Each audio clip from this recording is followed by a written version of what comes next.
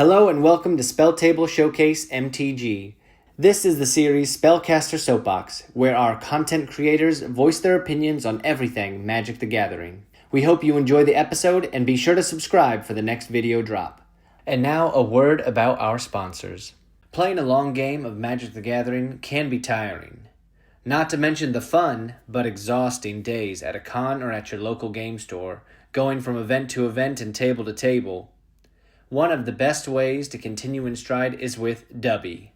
Dubby is an energy drink brand with a single goal.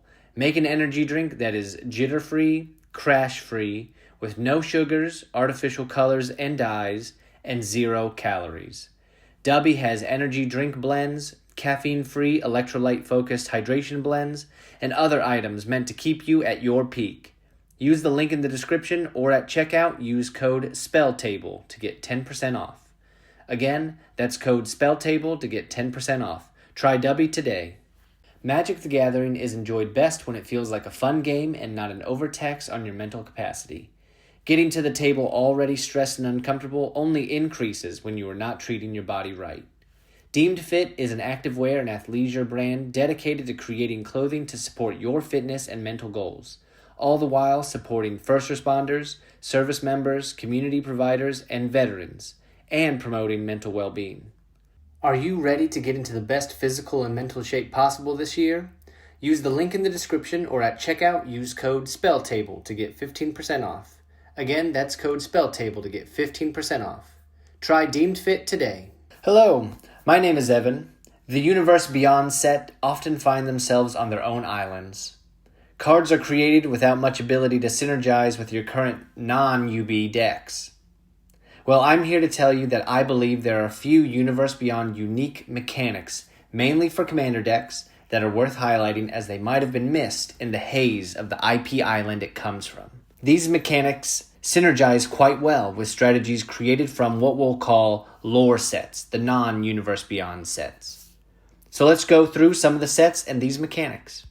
Warhammer 40k and Fallout and Lord of the Rings hosted creatures with the squad mechanic. The squad mechanic was reminiscent of Kicker in that an additional cost could be paid on top of the original cast, this time to create copies of the creature being cast, which could have some solid effects on it. Powder Ganger is a creature human rogue from Fallout, 3 total CMC, 2 in red, with squad 2. As an additional cost to cast this spell, you may pay 2 any number of times. When this creature enters the battlefield, create that many tokens that are copies of it. When Powder Ganger enters the battlefield, destroy up to 1 target artifact. Sicarian Infiltrator is an artifact creature human soldier from Warhammer. It costs 3 total CMC, 2 in blue. It has Flash and also Squad 2. When Sicarian Infiltrator enters the battlefield, draw a card. Zephyrim is a creature human warrior from Warhammer. 4 total CMC, 3 in white, with Squad 2. It also has Flying and Vigilance, and also a Miracle cost for 1 and a white. You may cast this card for its Miracle cost when you draw it if it's the first card you drew this turn. Galadrim Brigade is a creature elf soldier from Lord of the Rings. 3 total CMC, 2 in green, with squad 1 green. Other elves you control get +1/+1. So for all of those squad mechanics, you've got the ability to destroy multiple artifacts, draw extra cards, create multiple flyers, and really boost up your elves. Decks that care about creature numbers, enters triggers, or maybe even artifact creatures should look at Squad. Speaking of alternate costs, Assassin's Creed and Spider-Man have cards with Freerunning and Web-Slinging costs respectively. Freerunning spells are meant to be cast in the second main phase or at least any time post your combat step and cost less if you dealt combat damage that turn with your commander. It also costs less if you dealt damage with an assassin, but that might not matter as much, or it could be a big tribal bonus. Decks that focus on dealing combat damage, especially with their commander, should look at free-running spells.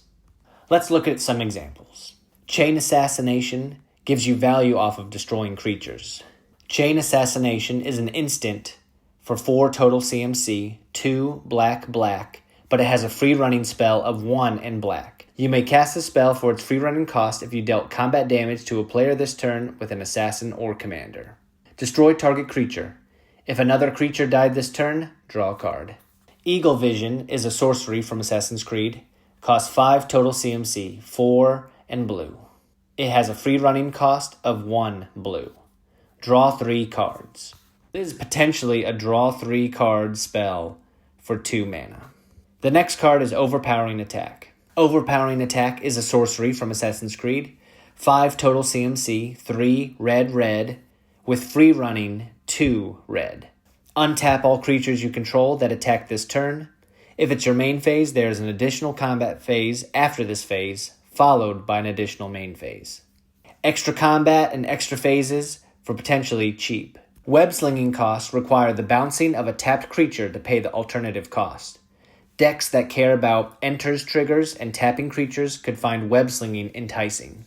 Some examples include Spider-Man India, Spider-Man Web-Slinger, and Spider-Sense. Spider-Man India is a 4/4 legendary creature, Spider-Human hero.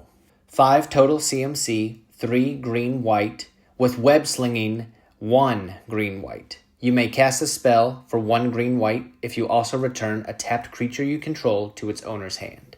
Whenever you cast a creature spell, put a +1/+1 counter on target creature you control. It gains flying until end of turn.